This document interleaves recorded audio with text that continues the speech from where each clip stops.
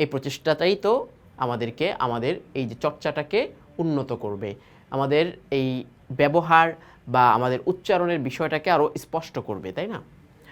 Gym wow জবর যাও, Zamia জবর যাই। শিন ওয়াও জবর শাও, শিনিয়া জবর শাই।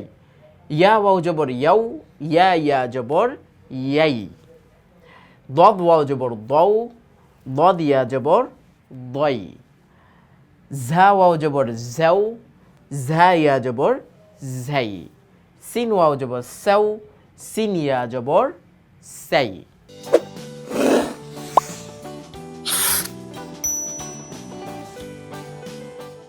এরপরে আমরা দেখতে পাচ্ছি ত ওয়াও জবর তও, ত ইয়া জবর তই।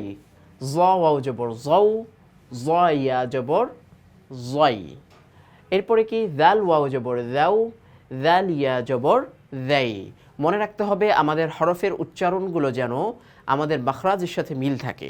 কোন হরফটার মাখরাজটা কোথায়, কিভাবে উচ্চারণ করছি, ব্যবহার যাই আসুক না কেন, আমাদের মাখরাজ তার আপন অবস্থায় থাকবে।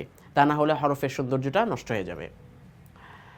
এই পর্যন্ত আমরা লিনের হরফগুলোর সাধারণ ব্যবহার দেখলাম।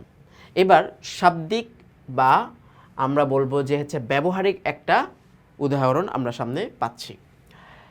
কাফিয়া জবর কাই, ফা জবর ফা, কাইফা। হামজাইয়া জবর আই, নুন জবর না, আইনা। তয়া জবর তই, র আলিফ দুই জবর রন, তই রন। কাফিয়া জবর কাই, দাল আলিফ দুই জবর দেন, কাই দেন। লাম ওয়াও জবর লাউ, হা দুই জের হিন, লাউ হিন। ত জবর ত, গইন ওয়াও জবর গাও, ত গাও। লক্ষণীয় বিষয়ের আগেও আমরা বলেছিলাম বা আমি বলে দিয়েছিলাম যে এরকম আলিফ, সামনে আলিফ লাম, ইয়া, এই ধরনের অনেকগুলো হরফ থাকবে যে হরফগুলো কিন্তু আমাদের উচ্চারণে আসবে না, কিন্তু লেখার ক্ষেত্রে নিয়ম হচ্ছে সেগুলো লিখতে হয়।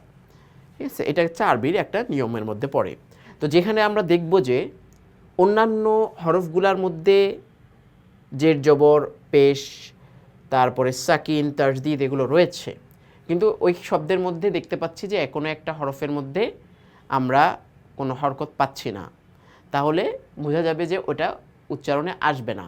প্রিন্টিং মিস্টেক ভিন্ন কথা, যদি মাঝখানে কোনো একটা হরফের মধ্যে দেখা গেল জজম উঠেনি, কোনো একটা হরফের মধ্যে দেখা গেল পেশ আসেনি, সেটা প্রিন্টিং মিস্টেক ভিন্ন কথা।